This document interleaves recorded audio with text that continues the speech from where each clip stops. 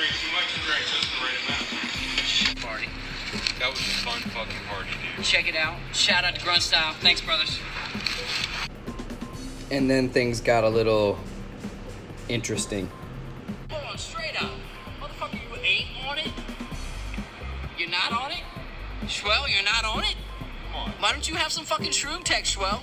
Get on it. What the fuck? Get a kettlebell and start lifting that shit. No joke.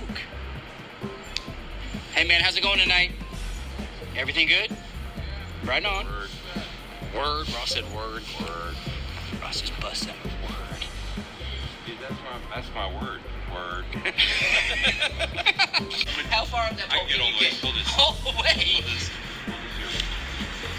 Oh my god. Thanks. Dude, your legs give you a wrap around. You don't know who these guys are, and we like to keep it that way.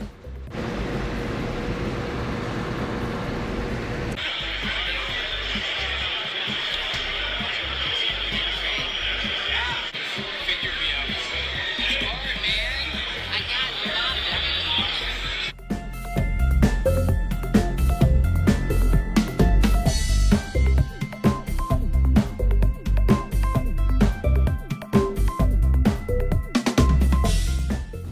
So let's talk about something this morning. Let's talk about goals.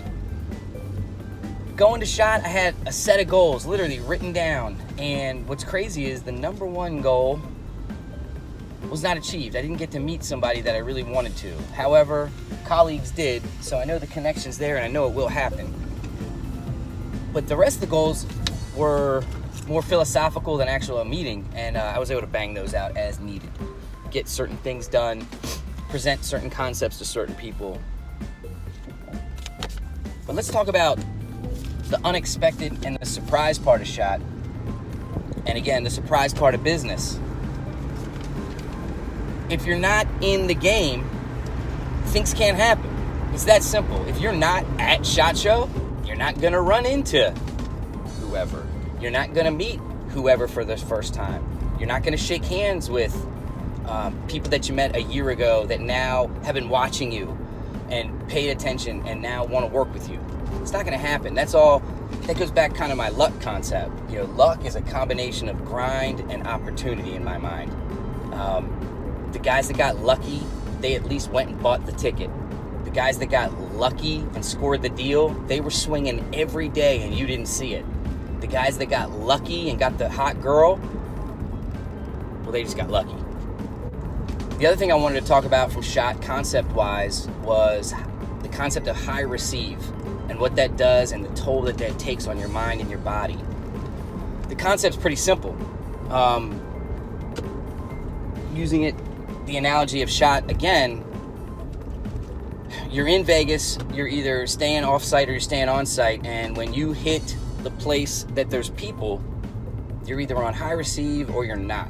When you're down doing booth interviews and meeting people for the first time or having meetings, you need to be on point. You need to be on high receive. Your brain needs to be operating at a full function. You need to have good nutrition and you need to be hydrated, and you need to have what your plans are for whatever interaction you're doing set in your mind so that you can be incredibly efficient.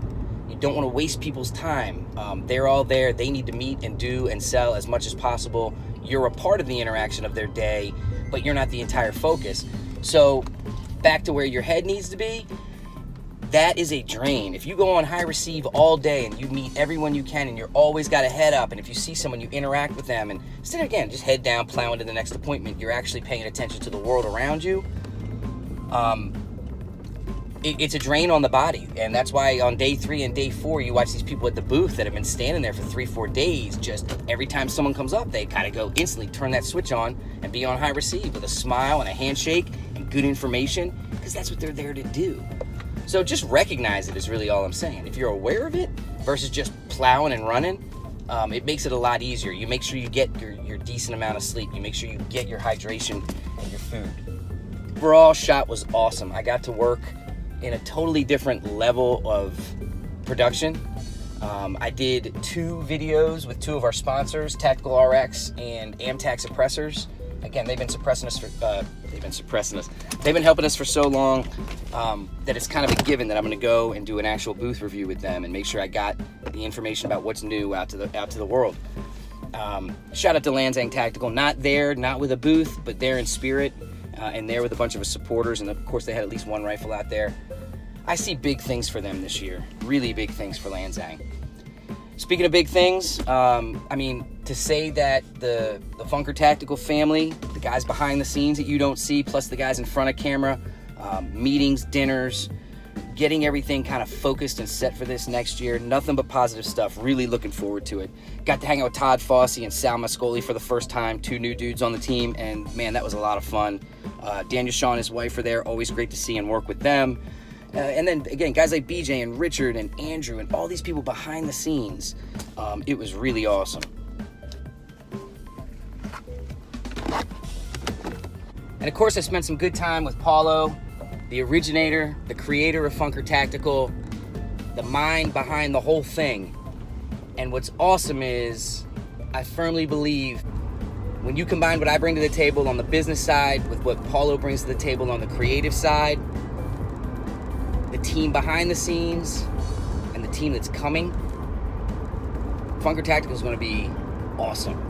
It already is. It will continue to upgrade and continue to hold that standard of being the best in the industry.